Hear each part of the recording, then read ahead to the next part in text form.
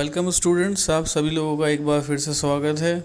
और आज हम अपनी जो वीडियो है उसके अंदर बात करने जा रहे हैं कविता elementary school in a slum area के सेकंड पार्ट की। हमने जो इसका पहला पार्ट था उसके अंदर हमने पहले 2 स्टैंजास को कवर किया था और इस वीडियो के अंदर बाकी के जो 2 स्टैंजास हैं उनको हम कवर करेंगे। पहले 2 स्टैंजास में आपने पढ़ा होगा, आपने उसको देख लिया होगा कि जिसके अंदर लास्ट में हमने ख़त्म किया था कि जो क्लासरूम है उसके अंदर डिफरेंट तरह के पिक्चर्स है, जिसमें शेक्सपियर का पोर्ट्रेट है, टायरोलस वैली है, मैप है और भी बहुत तरह की चीज़ें क्लास के अंदर डिस्क्राइब की गई हैं। अब आइए उससे आगे बढ़ते हैं कि कवि क्या कहता है। Surely Shakespeare is wicked, the map is a bad example, with ships in the sun and love tempting them to steal, for lives that slyly turn in their cramped holes, from fog to endless night. On their slag heap, these children wear skins peeped through by bones and spectacles of steel with mended glass, like bottle bits on stones. All of their time and space are foggy slum, so blot their maps with slums as big as doom. कवि कहता है कि जैसे कि मैंने आपको last video के अंदर बताया था कि Shakespeare is the symbol of culture, Shakespeare is the symbol of language and Shakespeare is the proud of the English society and England.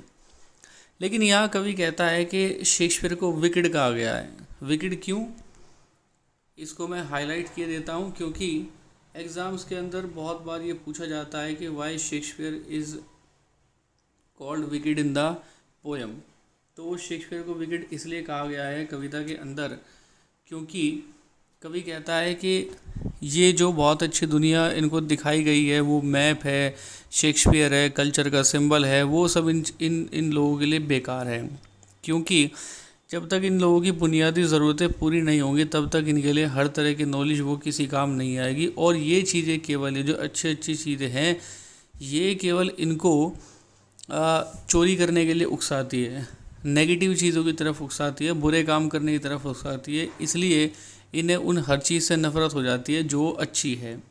इसलिए शेक्सपियर के लिए अच्छा नहीं है। और जो मैप है वो बैड एग्जाम्पल है। बैड एग्जाम्पल इसलिए है क्योंकि जो दुनिया अपने बाहर देख रहे हैं, ये जिस दुनिया को एक्सपीरियंस कर रहे हैं, ये दुनिया उस दुनिया से बहुत अलग है जो कि मैप के अंदर दिखाई दे रही है। For lives that slyly turn in their cramped holes from fog to endless night. क्यों? उनकी जो ज़िंदगी है, स्लाइली का मतलब होता है चालाकी से, इन अ वेरी कनिंग मैनर, यानी कि इनको पता भी नहीं चलता, ये उससे अनकॉन्शियस रहते हैं। और इनकी जो ज़िंदगी है वो उनके जो क्रैम्प्ड होल्स हैं, this expression cramped holes is used in the reference to their small houses. Slums के अंदर जो घर होते हैं बहुत टाइनी से वो घर होते हैं, और छोटे छोटे से घर होते हैं जिनके अंदर रहना बड़ा मुश्किल है। लेकिन एक ही जो परिवार है वो बहुत ही एब्जेक्ट कंडीशन में उन स्थितियों में गुजारा कर लेता है। कुछ कुछ जगह तो हाल ये होता है कि घर बहुत छोटे छोटे हैं और एक ही घर में 2-3 परिवार एक साथ एडजस्ट कर लेते हैं, या करने के लिए मजबूर होते हैं। तो कहता है कि इनके जो घर हैं वो अपने जो क्रैम्प्ड होल्स हैं उनमें रहने के लिए वो अभिशापित है। फ्रॉम फॉगलेस टू एंडलेस नाइट, यानी कि उनकी जो ज़िंदगी है वो फॉग से लेकर और एंडलेस नाइट पर ख़त्म होती है। यानी कि उनकी ज़िंदगी में प्रकाश का या सूरज की किसी किरण की एक्सपेक्टेशन नहीं की जा सकती। उनकी ज़िंदगी ऐसे लगती है जैसे कि वो फॉग है, वो एक एंडलेस नाइट है। नाइट को वैसे पहले भी इस नाइट का जो एक्सप्रेशन है वो कविता के अंदर पहले भी इस्तेमाल किया गया है, जो कि इंडिकेशन देता है, जो रेफ़र करता है उनकी ग्लूमी स्टेट को। Because night is the symbol of darkness, अंधकार, यानी कि अंधकार में कुछ होता नहीं है, अंधकार में कुछ होता नहीं है। अंधकार इंडिकेट करता है कि ये चीज़ नेगेटिव है, ये चीज़ आपके लिए अच्छी नहीं है, और होपलेसनेस को इंडिकेट करता है। तो कवि कहता है कि ये लोग होपलेसनेस की तरफ बढ़ रहे हैं, इनको कोई उम्मीद नहीं है, इसलिए इनको अच्छी दुनिया के सपने दिखाना, अच्छे कल्चर का इनको सिखाना वो उनके किसी काम की नहीं है, केवल ये उनको चोरी करने के लिए उकसाएगा। बच्चों की स्थिति कैसी है कि These children wear skins peeped through by bones and spectacles of steel with mended glass. अब देखिए बच्चे कैसे हैं। वहाँ जो ढेर है, स्लैग का मतलब होता है वेस्ट, वेस्ट का जो ढेर है वहाँ बच्चे आसपास रहते हैं। और ये जो बच्चे, इनकी जो स्किन्स है वो कैसी है, पीप थ्रू बाई बोन्स, यानी कि उनकी जो स्किन है, उनकी जो शारीरिक बनावट है वो ऐसी है जैसे कि इनकी हड्डियाँ उनके बाहर झाँक रही हों। और स्किन ऐसे लगती है जैसे कि केवल स्किन उनको केवल ऊपर से पहना दी गई हो। और मोल न्यूट्रिशन का शिकार है, यानी कि यहाँ इस लाइन से पता लगता है कि वहाँ जो उनके खान पान की स्थिति है वो भी ज़्यादा अच्छी नहीं है।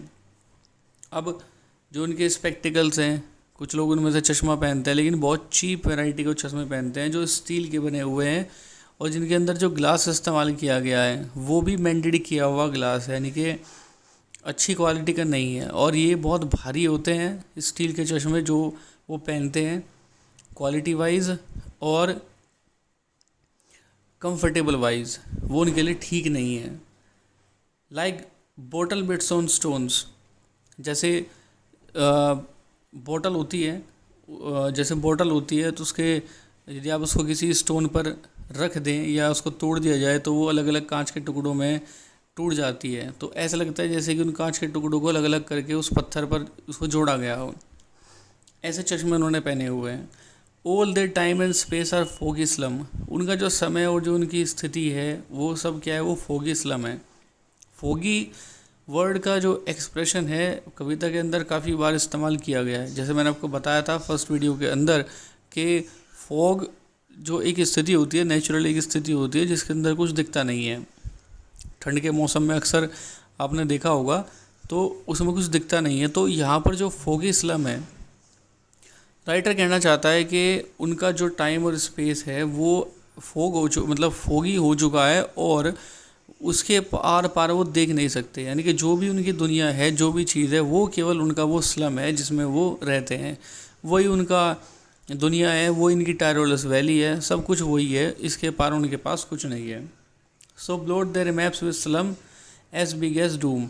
अब उनके जो स्लम्स हैं, उनके जो स्लम्स हैं वो स्लम्स हमेशा ऐसे ही रहेंगे। और वो जो मैप है वो मैप एक तरह का एक भद्दे एग्जाम्पल है जो कि ऐसी स्थिति में रहने वाले लोगों को नहीं दिखाना चाहिए। अब कवि इसका क्या सोल्यूशन निकालता है, कवि इसका सोल्यूशन निकालता है कि अब कवि इसका क्या सोल्यूशन देता है। कवि कहता है कि अनलेस गवर्नर इंस्पेक्टर विजिटर, जब तक कि कोई गवर्नर, कोई इंस्पेक्टर, कोई विजिटर, कोई ऑफिशियल अधिकारी वहाँ ना आ जाए, this map becomes their window and their windows that shut upon their lives like catacombs. Catacombs का मतलब होता है सिमेट्री, यानी कि ऐसी जगह जहाँ मुर्दों को दफनाया जाता है। वो कहता है कि जब तक कोई ऑफिशियल आकर के इस स्थिति का जायज़ा नहीं लेता, उनको इस सब चीज़ से बाहर निकलने में हेल्प नहीं करता, तब तक वो जो मैप है क्लास के अंदर वो इनकी रियलिटी बन नहीं सकता और तब तक इनका भला हो नहीं सकता। और जब तक वो लोग आएंगे, जब तक उन्हें आना है तब वो काम करेंगे, इनकी स्थिति के बारे में सोचेंगे, केवल तभी ये अपनी स्थिति में चेंज कर सकते हैं। वो कहता है कि break open till they break the town and show the children to green fields and make the world run over in gold sands and let the tongues run naked into books the white and green leaves open history theirs whose language is the sun. वो कहता है कि इनको खोल दो, उन लोगों से वो आह्वान करता है कि इसको खोल दो और उन बच्चों को ग्रीन फील्ड्स दिखाओ, जिससे कि वो बाहरी दुनिया का एक्सपीरियंस ले सके और वो नेचर को एक्सपीरियंस कर सके, वो जो सोने जैसी रेत है उसको एक्सपीरियंस कर सके। और वो कहता है कि उनकी जो टंग्स हैं, उनकी जो ज़बान है, वो अपना जो एक मैनर है वो बाहर की दुनिया से जुड़े, उनका मैनर सब बदल जाए और बदलने के बाद उनकी जो यहाँ जो बुक्स का इस्तेमाल जो किया गया है, the white and green leaves, यहाँ जो वाइट लीव है वो सिंबॉलिक वे में इस्तेमाल किया गया नॉलेज के लिए, और ग्रीन लीव्स इस्तेमाल किया गया है नेचर के लिए। तो कहता है कि जब तक इन लोगों को बाहरी दुनिया के साथ नहीं जोड़ा जाएगा तब तक ना तो ये नॉलेज गेन कर सकते हैं और ना ही इनकी स्थिति में परिवर्तन हो सकता है। और राइटर कविता के लास्ट में कहता है कि वही लोग केवल हिस्ट्री लिख पाते हैं जो नेचर के साथ जुड़ाव महसूस करते हैं या जिनके पास नॉलेज है। केवल तभी ये लोग अपना रियल टैलेंट बाहर ला सकते हैं, इनकी स्थिति में परिवर्तन हो सकता है। नहीं तो इनकी जो पूरी ज़िंदगी है वो केवल उस स्लम में ही बीत करके रह जाएगी। So that is all for now. और कविता के अंदर जो लिटरेरी डिवाइसेस का इस्तेमाल किया गया है वो सभी चीज़ें मैं इस वीडियो के लास्ट में मैं डाल दूंगा, उसको भी आप देख लीजिएगा। दो तीन चीज़ें आपको बता देता हूँ कविता के अंदर। जैसे इसके अंदर फिगर ऑफ स्पीच का इस्तेमाल किया गया है, कौन कौन सी पैलर्स का इस्तेमाल किया गया है, एलिट्रेशन का इस्तेमाल किया गया है। एलिट्रेशन जिसको हिंदी में अनुप्रास अलंकार कहा जाता है, यानी कि जब किसी अक्षर की जो पुनरावृत्ति होती है एक ही लाइन में, तो वहाँ एलिट्रेशन अलंकार कहा जाता है। जैसे कविता के स्टार्टिंग में एफ जो वर्ड है उसको दो तीन बार रिपीट किया गया है कि फार फार फ्रॉम गस्टी वेव्स, तो दो तीन बार एफ को रिपीट किया गया है, तो that's why there is alliteration. और इसके अलावा इसके अंदर मेटाफर का इस्तेमाल किया गया है। मेटाफर का इस्तेमाल मैंने आपको बताया था कि मेटाफर एक तरह का फिगर ऑफ स्पीच होता है, अलंकार होता है, जिसमें किसी एक ऑब्जेक्ट की तुलना दूसरे ऑब्जेक्ट के साथ में की जाती है, लेकिन सिमिली से डिफरेंट है। जहाँ सिमिली में केवल ये कहा जाता है कि ए नाम की चीज़ बी नाम की चीज़ की जैसी है, वहाँ लाइक या एज शब्द का इस्तेमाल करके दोनों के बीच कंपैरिजन किया जाता है एक सिमिलर क्वालिटी पे, जो चीज़ें एक दूसरे से अलग अलग हैं। लेकिन on the other hand, as far as the metaphor is concern, metaphor does not distinguish between one thing with the other, but it states the one thing is same the other। यानी कि वो दोनों के बीच में differentiate नहीं करता, बल्कि ये क्लियरली स्टेट करता है कि कोई चीज़ ए बी ही है, यानी कि उसको बी के साथ में आइडेंटिफाई कर लेता है। This is the metaphor. जैसे इस थर्ड स्टैंजा के अंदर उनके जो घर है उनको क्रैम्प्ड होल्स कह दिया गया, उनको ये नहीं कहा कि वो क्रैम्प्ड होल जैसे हैं, उनको कहा कि वो उनके घर जो हैं क्रैम्प्ड होल ही हैं।